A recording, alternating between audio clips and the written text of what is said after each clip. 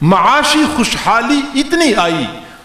حضور صلی اللہ علیہ وسلم کے زمانے میں، خود آپ علیہ الصلوۃ والسلام کا حال یہ تھا کہ پورا مہینہ گزر جاتا تھا، گھر میں چولہا نہیں جلتا تھا، 3 دن اس حال میں گزرتے تھے کہ حلق مبارک سے ایک لقمہ بھی نیچے نہیں جاتا تھا۔ اس انداز سے آپ نے زندگی گزاری، معاشی بدحالی اتنی تھی، لیکن حضور صلی اللہ علیہ وسلم کی اس عظیم انقلاب کا اثر تھا۔ حضرت عدی بن حاتم رضی اللہ عنہ کو حضور نے فرمایا کہ عدی، اگر آپ زندہ رہے تو آپ اپنی آنکھوں سے دیکھ لیں گے کہ ایک آدمی گھر سے باہر نکلے گا، اس نے ہاتھوں میں سونا اٹھایا ہوا ہوگا، چاندی اٹھائی ہوئی ہوگی، اور وہ آواز لگا رہا ہوگا کہ او لوگوں، یہ زکوٰۃ کا سونا ہے، زکوٰۃ کے پیسے ہیں، کوئی ہے ایسا آدمی جو زکوٰۃ کا مستحق ہو، وہ مجھ سے لے لے، اس کو کوئی زکوٰۃ کا مستحق نہیں ملے گا۔ عدی بن حاتم فرماتے ہیں کہ پھر میں نے خلفائے راشدین کی زمانے میں اپنی آنکھوں سے دیکھ لیا کہ ایک آدمی گھر سے باہر نکلا ہوا تھا، ہاتھ میں سونا اٹھا کے آوازیں لگا رہا تھا، ہے کوئی غریب آدمی، ہے کوئی مستحق آدمی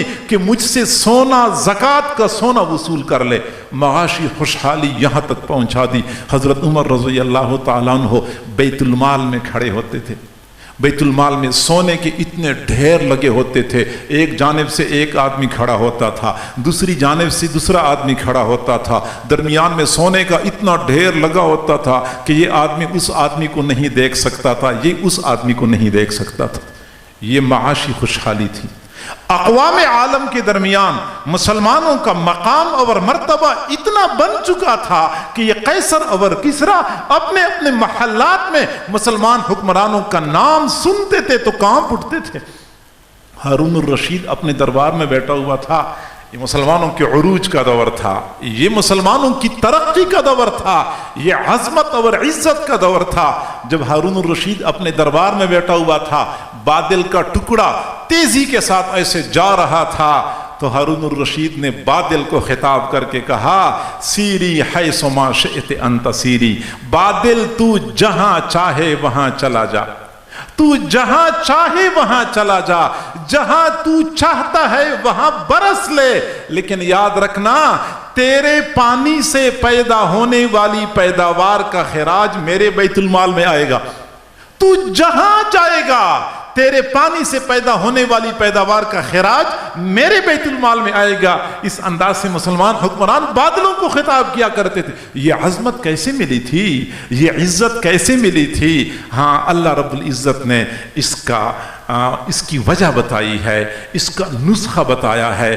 چند الفاظ میں پورا مسئلہ کھول کے اللہ تعالیٰ نے بیان فرمایا۔ وہ جو آیت میں نے تلاوت کی شروع میں، اسی آیت میں اللہ تعالیٰ نے سب کچھ بتایا ہے۔ اللہ تعالیٰ فرماتے ہیں فَالَّذِينَ آمَنُوا بِهِ، وہ لوگ جو میرے محبوب صلی اللہ علیہ وسلم پر ایمان لائے،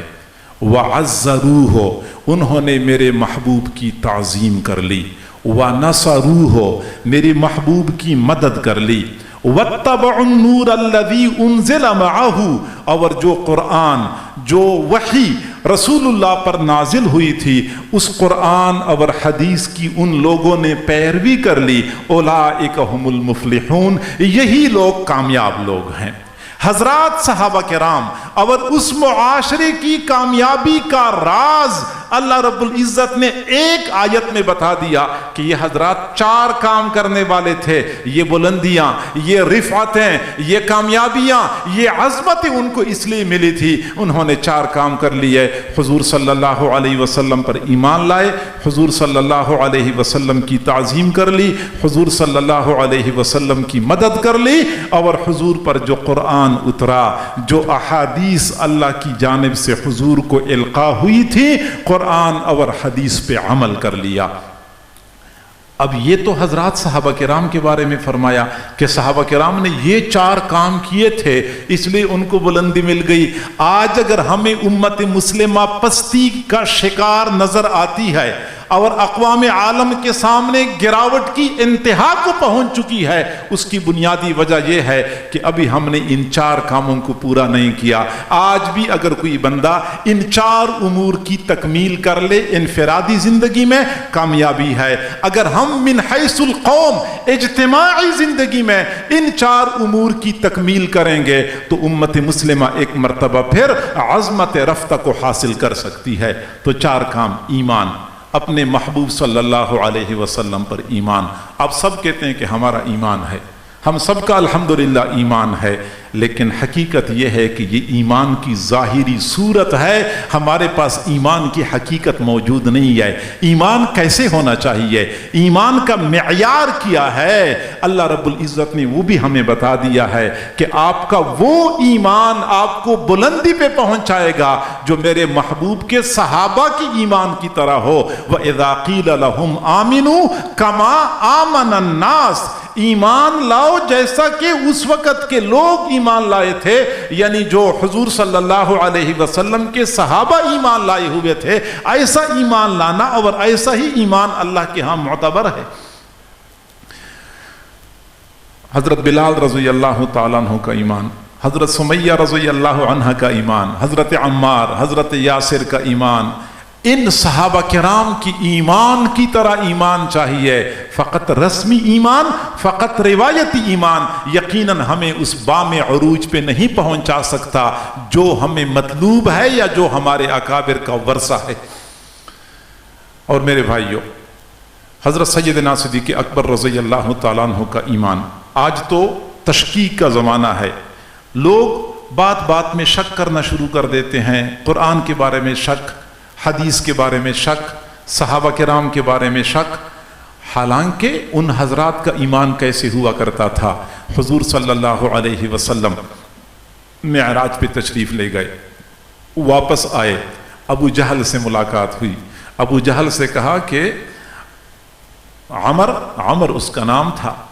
میں رات کے وقت معراج پہ گیا تھا، میں نے بیت المقدس میں انبیاء کرام سے ملاقات کی، ان کی امامت کی، ان کو نماز پڑھائی، پھر میں اللہ کے پاس چلا گیا، پھر میں نے جنت کے مناظر دیکھے، جہنم کو دور سے دیکھا، فرشتے دیکھے، انبیاء سے ملاقاتیں ہوئی۔ ابو جہل نے کہا کہ یہ بھی کوئی ماننے والی بات ہے، اور جو تو کر رہا ہے سچی بات یہ ہے کہ ہماری عقل تو نہیں مانتی۔ چنانچہ ابو جہل اتنا خوش ہو گیا کہ اتنی غیر معقول بات کر رہا ہے کہ یہ بات تو اگر ابو بکر صدیق کو بھی پہنچ جائے وہ بھی انکار کر دے گا، وہ بھی نہیں مانے گا۔ چنانچہ ابو جہل بھاگا بھاگا سیدنا صدیق اکبر کے دروازے پہ پہنچا، صبح کا وقت تھا، دروازہ کٹکھٹایا، سیدنا صدیق اکبر باہر تشریف لائے، تو پھر ابو جہل نے کہہ دیا کہ پتہ ہے آپ کو آپ کے دوست نے آج کیا بات کی ہے؟ پوچھا کیا بات کی ہے؟ ابو جہل نے بتا دیا کہ وہ دعویٰ کرتا ہے کہ میں راتوں رات بیت المقدس گیا تھا تو آسمانوں پہ گیا تھا تو یہ دیکھا اور یہ دیکھا، کہ عقل مانتی ہے؟ حضرت ابو بکر صدیق نے فرمایا کہ اگر میرے محبوب نے فرمایا ہے تو سچ فرمایا ہے،